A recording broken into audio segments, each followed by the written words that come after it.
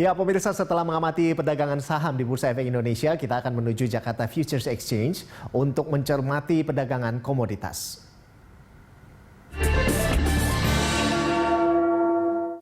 Ya, untuk mengetahui perkembangan pasar komoditas, kita telah terhubung dengan Ilham Syarif, Direktur PT HFX International Berjangka.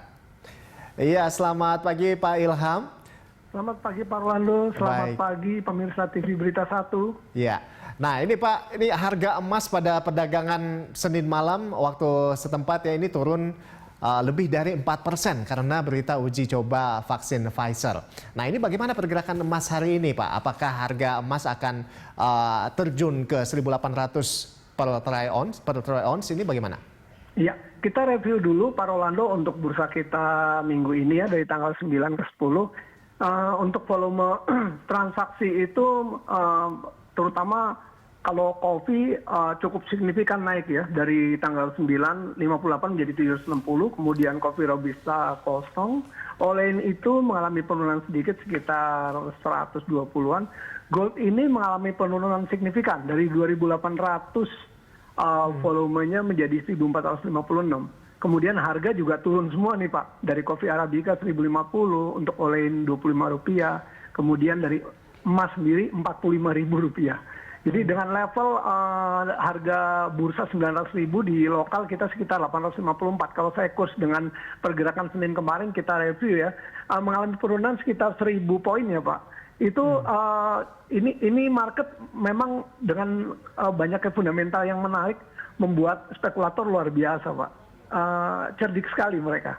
Ketika pengumuman Biden mendekati, mereka coba beli hingga mendekati level 1969 ketika berita keluar Pfizer yang menyebutkan adanya uji coba vaksin berhasil untuk mengatasi corona, langsung mereka lakukan taking profit ya.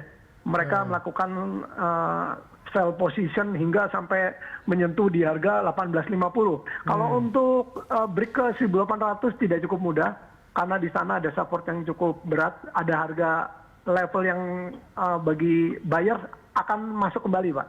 Dan ini sekarang ketarik lagi ke sekitar 1877.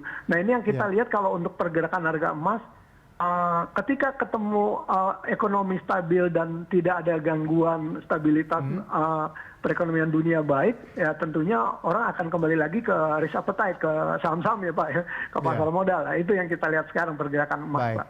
Nah berarti kalau dari Anda Pak, ini untuk emas saran Anda lebih baik bagaimana jangka pendek, menengah atau panjang saat ini Pak? Kalau saya pribadi untuk teman-teman para nasabah ya lebih baik jangka pendek ya Pak. Kalau bisa dia mengamankan posisi, untung sedikit keluar karena orientasi kebanyakan semua pemain ini melihat kepada euforia Joe Biden ya Pak. Pemilihan dengan perdagangan yang baik, tidak ada konflik dengan China, meningkat semua, otomatis mengalami satu ekonomi yang baik. Tantangannya untuk memegang emas tidak terlalu menarik Pak. Jadi kalau jangka pendek ya kalau memang ada profit sedikit, keluar market lah Pak, karena resikonya tinggi sekali. Jadi dan itu diambil para pelaku pasar yang untuk jangka mengalami pendek, satu kekalahan signifikan kemarin Pak. Dia hanya kadang-kadang kita tidak menyadari Pak, ketika harga turun ke posisi kita sudah profit, kita merasa nanti naik lagi lah. Nah ini yang sering menjadi feel-nya para pelaku pasar ya Pak. Ya. Baik. Nah selanjutnya ini kemenangan Joe Biden dalam Pilpres Amerika Serikat ini apakah membuat pasar komoditas jadi lebih baik atau bagaimana Anda melihatnya Pak Ilham? Iya, saya review satu persatu ya. Kalau untuk komoditas Indonesia, CPO ya, tentunya CPO ini sudah break sampai 3.440 Pak kemarin hari. Itu kita lihat akhir tahun pun 3.300 Pak ringgit Malaysia. Sudah break ya Pak ya, berarti sudah masuk area yang baik nih. Satu ditandai produksi yang turun, ekspor meningkat, kemudian terbukanya kembali. Kalau untuk komoditas tertentu ya Pak, kalau emas tidak terlalu baik terhadap kemenangan Biden ini Pak. Tapi kalau CPO kita punya, ini mengalami signifikan harga naik karena terbukanya lagi keadaan ekonomi China yang baik, kemudian kita bisa ekspor ke sana lebih tinggi. Cuma satu hal, rupiah kita menguat Pak. Nah ini salah satu signifikan yang bisa membuat harga koreksi, dan juga kebutuhan biodiesel, Pak. Biodiesel kita targetnya 9,5 sampai 10 juta kiloliter, hanya tercukupi mendekati 6 juta kiloliter. Kenapa? Harga minyak dunia turun, Pak, pada level 42 US dollar per barel. Nah, akankah Indonesia mau buat biodiesel dengan menggunakan CPO yang biayanya lebih mahal? Saya rasa tidak mungkin, Pak. Nah itu dia tadi. Jadi kalau kita lihat untuk menangan Biden ini yang lebih menarik komoditas seperti CPO, mungkin kopi juga bagus, kopi juga mulai naik lagi. Tapi kalau untuk emas agak rawan dia, Pak.